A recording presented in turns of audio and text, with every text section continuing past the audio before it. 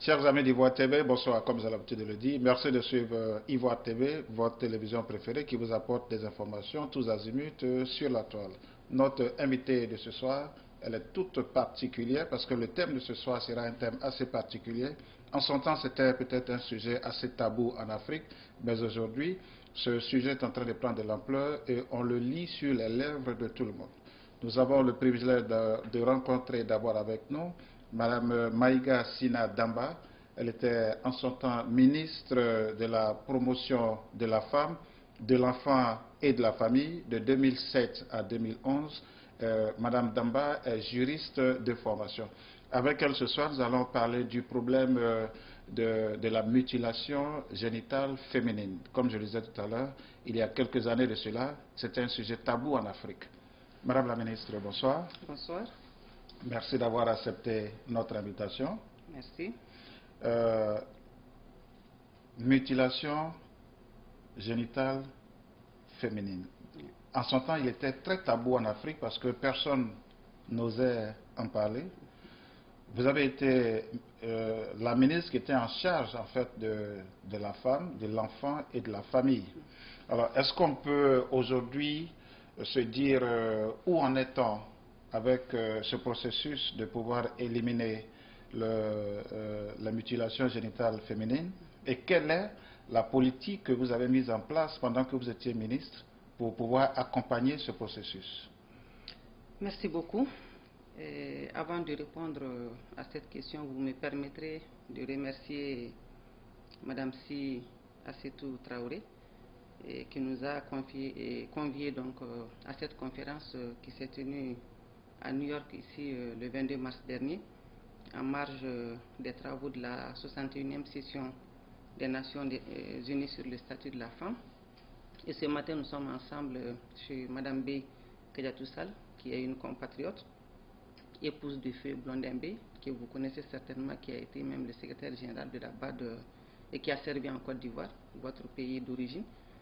Et ces deux dames extraordinaires et remerciées, je voudrais vous remercier vous-même pour en tout cas votre contribution à l'animation du débat que nous avons eu le mercredi dernier au siège des Nations Unies, un débat très animé autour donc de cette question très sensible qu'est la mutilation génitale féminine, avec beaucoup d'intervenants qui sont des personnes ressources qui se sont engagées elles aussi dans ce combat et qui est une forme de violence à l'égard de la femme et de la petite fille.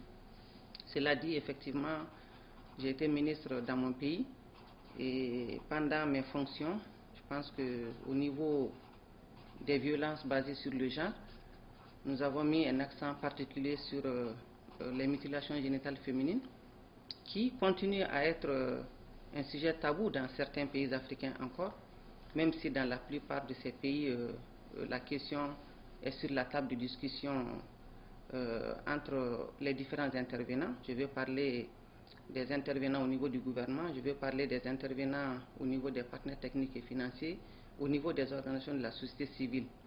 Donc, les mutilations ont été effectivement démystifiées et aujourd'hui on en parle sous l'angle des droits humains. Parce qu'on considère aujourd'hui les mutilations génitales féminines comme une violation des droits de la femme. Donc le combat se fait sous l'angle de la violation des droits humains. Parce que comme vous le savez, dans la plupart des constitutions, il est clairement écrit que la personne humaine est sacrée. Donc toute atteinte à cette personne humaine est une violation.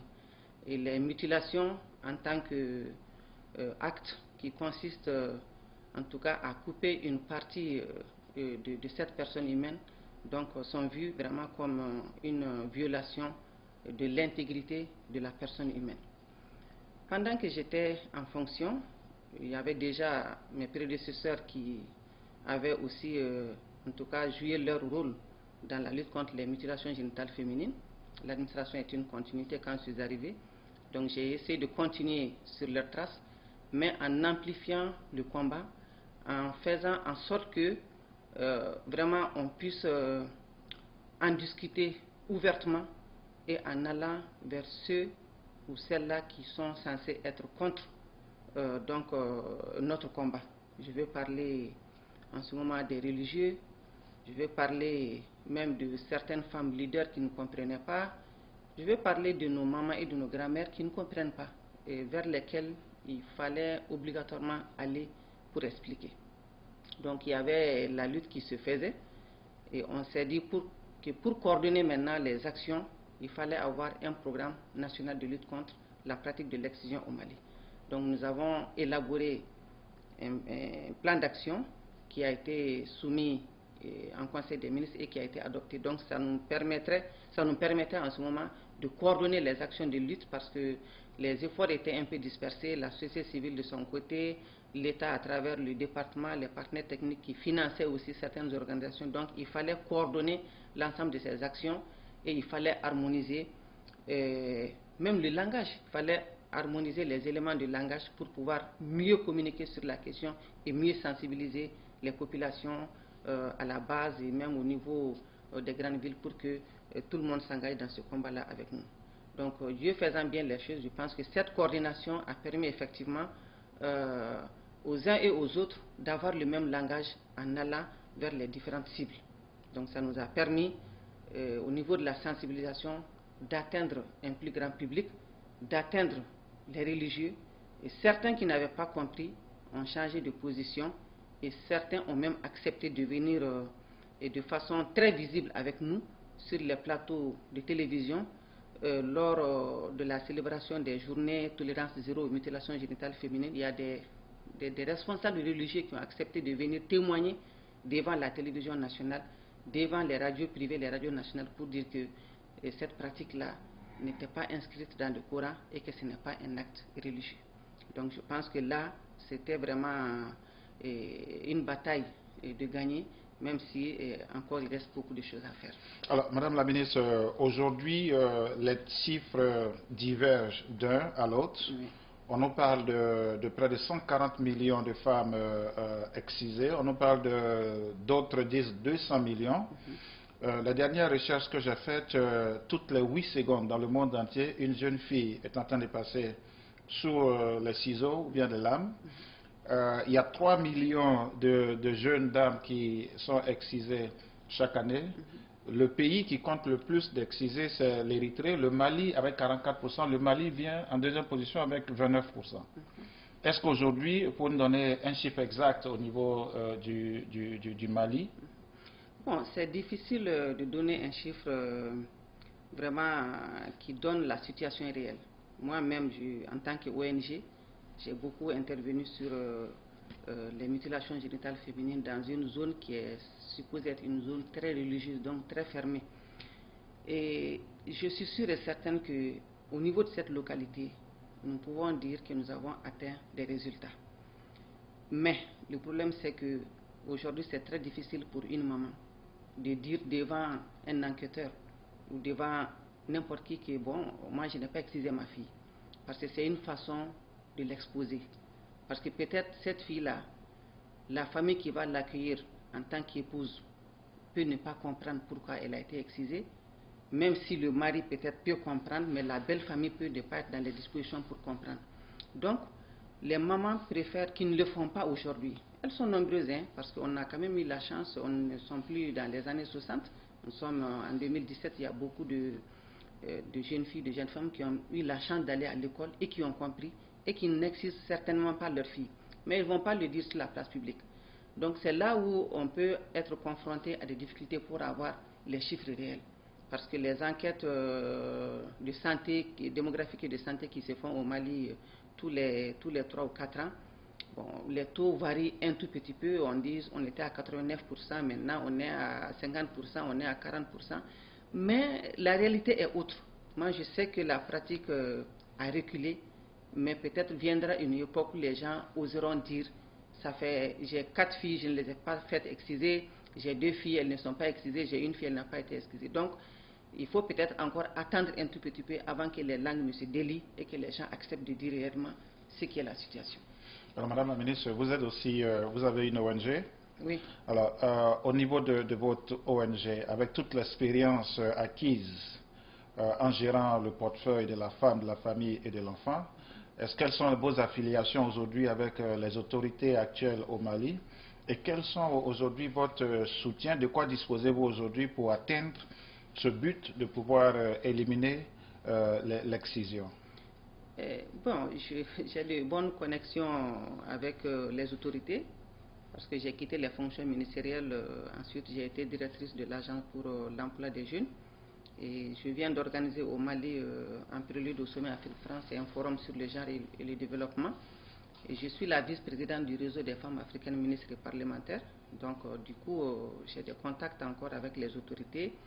Mais je reste, à mon propre avis, un pur produit de la société civile parce que toute mon expérience, je l'ai acquise et je l'ai développée au sein de la société civile en tant que présidente fondatrice d'une ONG qui continue encore à exercer. Au Mali, on a privilégié, pour combattre les mutilations, on a privilégié la sensibilisation, l'information, la sensibilisation, la coopération avec tous les acteurs de la base et du sommet pour qu'on puisse arriver justement à ce changement de comportement et de mentalité par rapport aux mutilations féminines et génitales féminines. Donc, dans notre environnement, je vais dire un peu en Afrique de l'Ouest, il y a des pays qui sont allés vers la loi. Nous nous battons aujourd'hui aussi pour la loi, même si certains pensent que on doit continuer avec l'information, la sensibilisation, la communication pour arriver à ce changement de mentalité. On s'est dit que ça fait peut-être 20 ans, 25 ans, 30 ans que nous sommes dans la sensibilisation, mais aujourd'hui on a besoin d'une loi. Mais vous savez, au Mali aussi, c'est 95% de musulmans. Donc, et le problème, c'est que beaucoup de gens ne sont pas allés à l'école. Donc, sur les 95%, il y a peut-être 100% d'analphabètes ou 90% d'analphabètes. Donc, c'est très compliqué. Et quand les gens ne comprennent pas, il vaut mieux aller avec eux que contre eux. Donc, même si nous voulons la loi, chaque fois que nous voyons que les gens ne sont pas prêts pour la loi, on s'est dit qu'il faut continuer avec la sensibilisation. Mais notre souhait le plus fort aujourd'hui, le plus ardent, c'est qu'au Mali, il y ait une loi. Mais à quoi servirait la loi aussi si les gens ne comprennent pas? Donc voilà un peu le dilemme dans lequel nous sommes. Et dans ça, nous avons en face de nous une communauté religieuse qui a encore un certain pouvoir parce que c'est les grands leaders religieux qui sont organisés dans le Haut Conseil islamique du Mali qui s'opposent de façon ouverte. Chaque fois qu'on en parle entre nous, le lendemain, ils viennent sur les réseaux sociaux, ils commencent à menacer, on va marcher, on va faire ceci, on va faire cela. Donc du coup, ça ramollit un tout petit peu les énergies, mais nous ne désespérons pas. Tant qu'il n'y a pas la loi, on ne peut pas nous empêcher d'en parler. On va continuer à en parler et on parviendra à nos résultats peut-être même sans la loi. Donc aujourd'hui, vous reconnaissez cette difficulté d'appliquer la loi, oui, voilà, qui a été mise en place. La loi n'a pas encore été mise en place. La loi est un projet. Voilà, c'est un projet. C'est un projet et chaque fois qu'on en parle, les leaders religieux se lèvent et puis... Donc ça veut dire que cette loi risque de ne jamais exister puisqu'on connaît aujourd'hui la force, le caractère de force des leaders religieux de pouvoir étouffer cette loi dans l'œuvre. Bon, nous ne pensons pas que la loi ne va pas arriver parce que la société civile aussi a compris quoi. Elle s'organise elle aussi. Donc ça va être peut-être un combat de titans entre la société civile et les leaders religieux. Les leaders religieux et nous pensons que dans ce combat-là, l'État aussi va prendre ses responsabilités. Parce qu'au final, c'est l'État qui fait la loi. Et c'est l'État qui peut décider qu'il y ait une loi ou pas. Donc nous estimons qu'à un moment donné ou à un autre, l'État va prendre ses responsabilités et on va aller vers la loi. Alors Madame la Ministre, l'excision se pratique, il y a plus de 100 ans que l'excision se pratique. L'ancien secrétaire général de l'ONU, M. Ban Ki-moon, a dit qu'on peut ramener à zéro cette pratique en une génération, mais avec la difficulté de la loi dont vous parlez, est-ce que vous pensez qu'il faut aller au-delà d'une génération pour pouvoir complètement éliminer la mutilation? Moi, je ne pense pas qu'il faille aller au-delà d'une génération. Vous savez, le problème de l'éducation, si on arrive aujourd'hui à éduquer tout le monde et que les gens comprennent que cette pratique est néfaste pour la femme et la fille, on aura déjà gagné. C'est pourquoi l'autre jour, dans les interventions, il y avait une ancienne ministre de l'Éducation qui a dit que le combat doit se faire avec le ministère de l'Éducation, en partenariat avec le ministère de la Promotion de la Femme, de l'Enfant et de la Famille. Parce que les enfants qui sont à l'école aujourd'hui, ce sont eux les futurs papas, ce sont les futures mamans. Si eux, ils comprennent, c'est-à-dire si dans le cursus scolaire, déjà à partir de la 6e ou de la 7e année, on mettait dans le programme d'éducation l'excision ou les mutilations génitales féminines pour que les enfants qui sont les futurs parents comprennent, et je pense qu'on n'aura pas besoin d'une génération. Eux, déjà, en devenant papa ou en devenant maman, ils vont comprendre qu'ils ont appris à l'école, c'est une pratique qui n'est pas bonne pour la femme et la fille. Donc, ils vont arrêter sans qu'on l'écrit sur les toits, quoi. Comme je l'ai dit déjà, on a des résultats. Et il suffit de pouvoir les confirmer, mais les gens ne vont pas le dire parce qu'ils pensent qu'en le disant, ils s'exposent ou bien ils exposent leurs enfants. Donc, pas une génération. Une génération, c'est 100 ans. Donc, moi, à mon avis, d'ici 20-30 ans, on aura terminé avec les mutilations. Qu'il y ait loi ou pas, les gens vont arrêter. Parce qu'on parle un peu de 2030. Dernièrement avec les assises de l'ONU, oui. Voilà tout ce qui a été dit, parce que le mois de mars c'est le mois de la femme. Exactement. Et tous les responsables ont unanimement reconnu que c'est une pratique qui peut être cessée depuis d'ici 2030. Exactement. Alors, est-ce que vous avez l'appui de vos frères? Est-ce que vous avez l'appui de vos maris? En gros mot, en un mot, pardon, est-ce que vous avez l'appui des hommes pour vous soutenir, parce que nous savons que c'est une pratique qui se fait sous la table, dans la case, pratiquement l'homme, quand on va le rencontrer, il dit oui, quand ça va se passer, où ça va se passer, comment ça va se passer, personne ne sait, cela est tenu au secret, mais je crois que selon les rapports de l'ONU, c'est une pratique qui a été, je dirais bien, colportée au-delà des eaux, au-delà des rivières, au-delà des mers, parce que l'ONU reconnaît que ça se pratique ici à New York, dans les États-Unis, ça se pratique en France, ça se pratique aujourd'hui partout. Nous avons une forte communauté malienne. Voilà, nos enfants nés à l'extérieur de nos différents pays subissent les couteaux. Alors, est-ce que vous avez aujourd'hui le soutien des hommes pour que d'ici 2030, on puisse arriver à éradiquer cette pratique? Oui, moi je pense que nous avons le soutien des hommes. Vous-même, vous êtes un exemple. Moi, je disais que la communauté religieuse au Mali, il y a des chefs religieux qui sont opposés, mais il y a aussi des chefs religieux qui disent non à cette pratique-là, et pas n'importe lesquels aussi. Donc, il y a un courant qui s'affronte, l'autre qui dit non, l'autre qui dit oui. Donc, nous reposons pratiquement sur ceux qui sont contre la pratique pour continuer à sensibiliser, pour continuer à informer, pour faire en sorte que la communication soit là. Et pour faire en sorte que quand on célèbre la journée du 6 février, la journée tolérance zéro aux mutilations génitales féminines, que certains de ces leaders-là acceptent de venir de façon très visible devant la télévision, devant les radios, pour dire que c'est une pratique qui n'est presque nulle part dans le courant. Donc c'est une pratique qui est culturelle. On a dit que c'était religieux, mais c'est plutôt culturel. Et tout ce qui est culturel, vous le savez comme moi, ça a la vie très dure. Et c'est ce qui nous pose problème aujourd'hui. Donc, de plus en plus, les hommes s'engagent. De plus en plus, les autorités s'engagent. Et on reconnaît aujourd'hui au niveau international que la pratique de l'excision est une violation grave des droits humains. Moi, je pense que l'un dans l'autre, avec la célébration du 6 février comme tolérance zéro, je pense qu'on va gagner notre combat.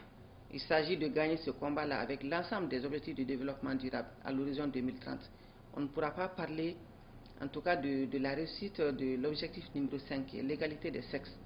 Et on ne pourra pas atteindre cet objectif-là tant qu'on n'aura pas agi sur les mutilations génitales féminines et que ça cesse. Tant qu'il y a des choses qui continuent à se faire, il n'y aura pas d'égalité. Donc, puisque les Nations Unies ont fixé ces objectifs-là pour 2030 et que les États membres des Nations Unies se sont engagés pour ça, et je pense que ça va aller. Et la société civile, elle est là, très forte, de plus en plus mobilisée, et qui ose de plus en plus, en tout cas, affronter même les États qui ont pris des engagements. Parce qu'on attaque aujourd'hui les États pour les engagements qu'ils ont pris vis-à-vis des Nations Unies, vis-à-vis de pas mal de choses. la Convention sur l'élimination de toutes les formes de violence à l'égard des femmes, de discrimination à l'égard des femmes, les ODD, donc la vision de l'Union africaine pour 2063 qui engage les États africains, la Charte africaine des droits de l'homme, tout ça c'est des engagements auxquels nos États ont librement souscrit. Donc rien que de les obliger à respecter ces engagements-là peut amener à des résultats que nous souhaitons. Donc aujourd'hui la société civile africaine est de plus en plus agressive, elle a compris, donc elle met la pression sur les États et Dieu merci, elle aboutit. Elle atteint souvent des résultats à partir de cette pression-là. Et qui va continuer par rapport aux mutilations génitales féminines. La société civile ne va pas arrêter. Elle va continuer à mettre la pression, à rappeler aux États leurs engagements. Parce que 2030, là, c'est ce soir. C'est arrivé. Hein. Les années passent très vite. On pense que c'est dans 13 ans, mais ce n'est pas dans 13 ans. C'est demain matin, 2030. Donc il faudrait qu'on mette tous ensemble nos efforts ensemble, qu'on crée les synergies nécessaires pour qu'on puisse lutter contre ça. Et l'espace que Mme Si a créé, des espaces comme ça à travers le monde, peuvent nous conduire aussi à atteindre les résultats que nous voulons. Alors Madame la ministre, tout à l'heure vous parliez des religieux qui sont pour l'excision. L'un de leurs arguments, comme vous le disiez tout à l'heure, c'est l'aspect culturel. Alors, en dehors de cet aspect culturel, qu'est-ce qu'ils avancent d'autres qu'est-ce qu'ils avancent comme d'autres excuses, voilà, pour que cette pratique-là se perpétue? Moi, je ne vois pas d'autres arguments entre leurs mains pour dire que c'est une pratique. Même dans la religion, quand on veut, on la fait. Si on ne veut pas, on la laisse. Ce n'est pas obligé. Même dans la religion, c'est comme ça. Si tu veux faire exciser ton enfant, tu le fais. Si tu ne veux pas, tu n'as aucune obligation. Il n'y a aucune obligation religieuse sur toi. Donc, il n'y a pas d'argument entre leurs mains. C'est une pratique culturelle qui est là. Nous avons trouvé que nos arrière-grands-parents le faisaient. Il faut qu'on continue à le faire. Même si ça devrait poser des problèmes aux femmes. Vous savez, ça va finir un jour parce qu'on n'a plus les balafres là. Nos arrière-grand-mères les avaient. Mais aujourd'hui, on a arrêté. Il n'y a plus de balafres sur les visages. Alors qu'autrefois, il y avait tellement de balafres que les gens étaient pratiquement défigurés. Mais pourquoi on les a cessés? Pourtant, c'est des pratiques culturelles. On les a cessés pourquoi? Parce que l'environnement évolue. Et nous pensons qu'avec cette évolution de notre environnement, avec l'éveil de conscience, avec l'éducation, avec l'information, avec la sensibilisation, vraiment cette pratique-là, on va l'oublier un jour. Moi, j'en suis convaincu. Mais le temps joue contre nous, parce qu'il ne faut plus attendre un siècle pour que la pratique cesse. Il faut qu'elle cesse dès maintenant, et on est capable de la faire cesser dès maintenant. Donc, il faut continuer à se battre dans ce sens-là pour que les délais soient rendus très courts, très minimes, sinon inexistants. Voilà. Alors, Madame la ministre, quels sont aujourd'hui vos rapports avec votre collègue, Madame la ministre de la promotion de la femme?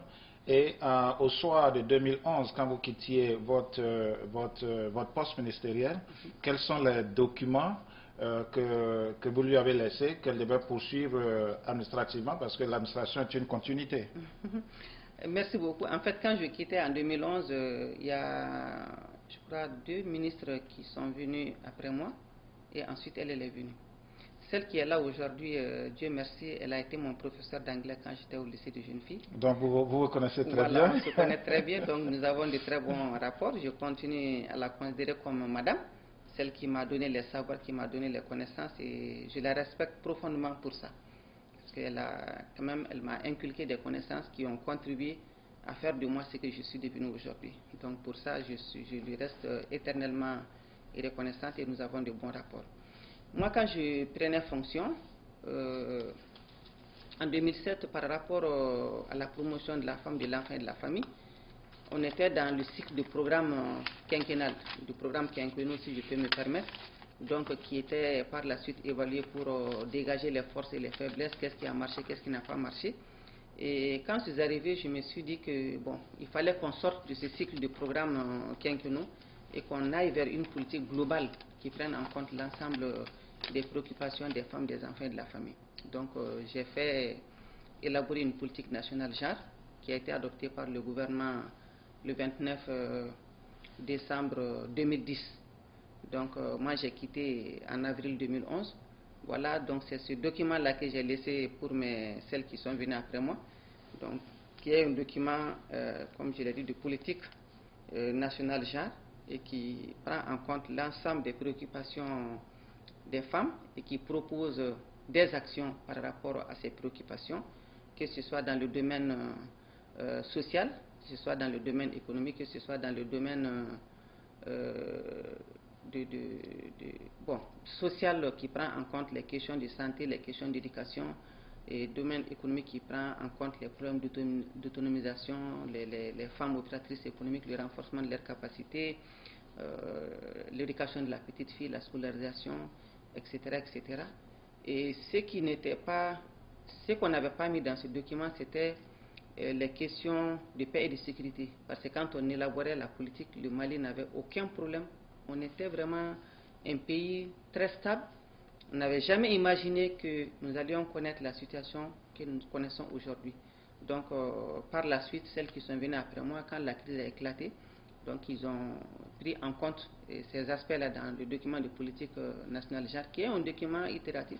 C'est-à-dire, chaque fois qu'il y a une nouvelle préoccupation, on peut s'arrêter, on l'intègre et puis on avance.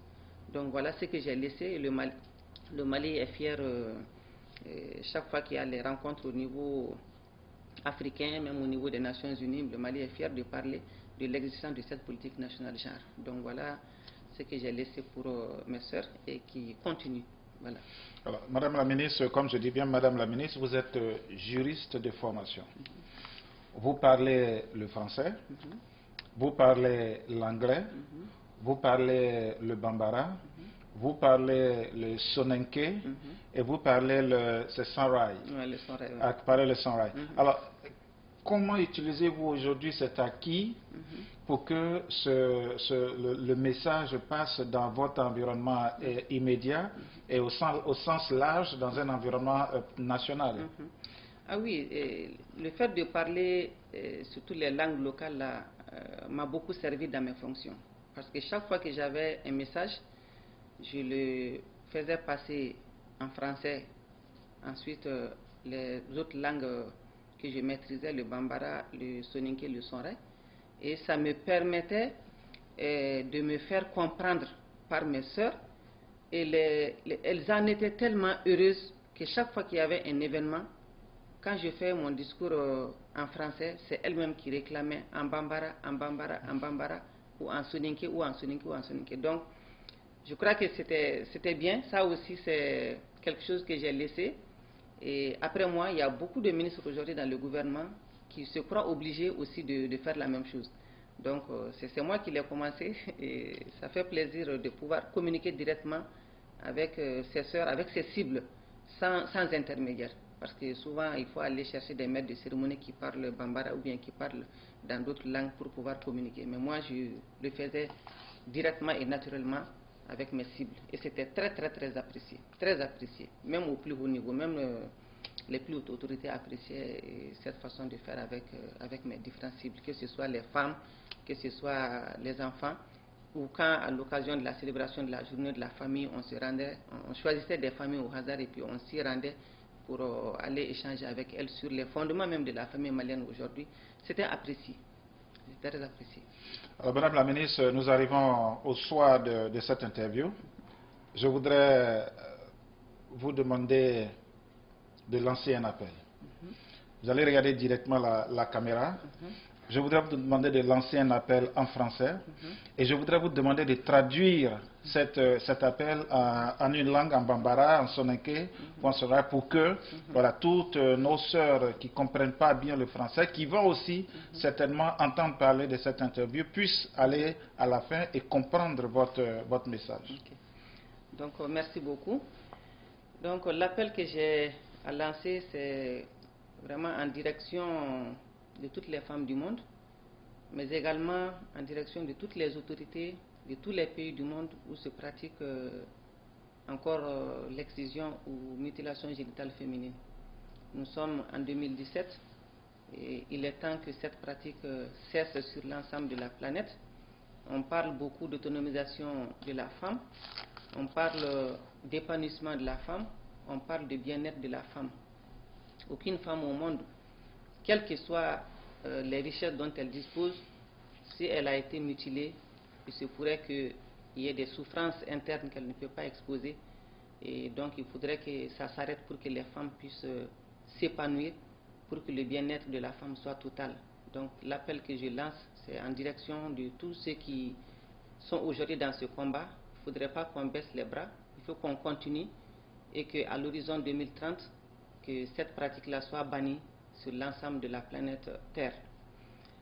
Mbalmaou, ni le kanye min bora ne rola madamega sina damba kafo au bela jilenye kafo nye jamana au bela jilenye kafo bugotinu ni demsenon kan nega koro sigi fin domi ni shariate ate islamia ka sharia kono ate sharia foi kono dinya kono o kuma na min nyimbe an bela jilen fe an ga chesri ni ko inga se ka dabla bari muso mana ke chugo chugo hani dinya na fulo bi bulu fin bela jilen bi bulu na so isikira nega koro ibita soro dugundo bi kan degun muni tse ka da kene kan ikele ne be balono fo kati sa do mina gundo bi ikele ne ala che iba sori torlendo i degunendo o kuma na o fura minye akoka dabla fu ka sire adana ya sa muso ka se ku yere soro uka udia u fari sugo konnana uka udia u kungulo konnana uku udia uka demsena nu ka muso ya konnana donc o weli kan ne be ambulo mare mu an ko meni o kamana o terunka kede khirnde nga walla kati mare muntuya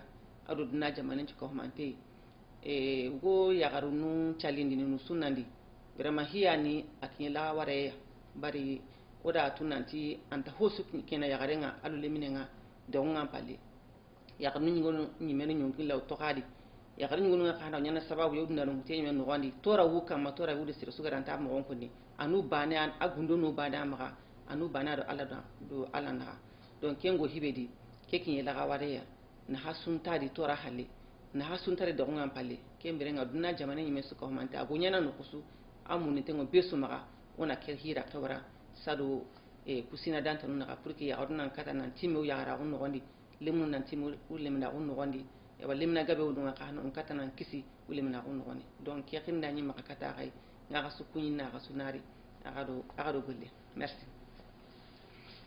Chers amis de WATV, comme vous venez de le constater, je viens d'avoir cette interview avec Madame Maïga Sina Damba. Elle était ministre de la promotion de la femme, de l'enfant et de la famille de 2007 à 2011 du gouvernement de la République du Mali. Et de passage ici à New York, dans le cadre des activités du mois international de la femme, elle a bien voulu, malgré son programme assez chargé, elle a bien voulu nous accorder quelques minutes de son temps pour que nous discutions de ce sujet. En son temps qui était tabou, mais aujourd'hui, tout le monde en parle. C'est la mutilation génitale féminine. Ça me concerne, ça concerne Madame la ministre, ça nous concerne tous à plus d'un degré. Alors tous ensemble, nous allons nous joindre le combat pour que, selon les Nations Unies, d'ici 2030, nous puissions arrêter sur cette planète des hommes, sur cette planète Terre, les mutilations, l'excision de nos enfants. Et tenez bien, des fois, c'est des enfants de 2 mois, ça va de 2 mois à 14, 15 ans. L'excision est un crime contre l'humanité, l'excision est un crime contre la femme, l'excision est une violation flagrante des droits de la femme. Donc tous, nous devons être concernés au plus haut niveau, au plus haut degré. Joignons la bataille. C'est pour ça que je l'ai compris, j'ai joint mes forces à celles de Madame Si pour que, ensemble, nous puissions y arriver. Bonsoir, dormez bien. C'était Jamais Kwasi. Madame la ministre, bonsoir. Merci. Merci si vous permettez. Ouais. Merci de votre temps. Merci beaucoup. Bon retour au Mali. Et puis, pourquoi pas, nous allons, avec vous, avoir une série d'interviews, même depuis le Mali, pour que ce combat continue. Merci beaucoup, mon frère. Merci encore, madame. Merci de vous engager dans ce combat avec nous. Merci de faire venir d'autres hommes dans ce combat-là. Et moi, je reste disponible pour vous à tout moment, tant qu'il s'agit des mutilations génitales féminines. C'est promis. Et je voudrais aussi remercier Madame B qui nous a permis d'avoir cet entretien. Tout à fait. Voilà, chez elle ici. Exactement. Merci beaucoup, Madame B. Merci. Vous l'avez découvert ici. Que vous avez découvert Ivoire TV. Ivoire TV.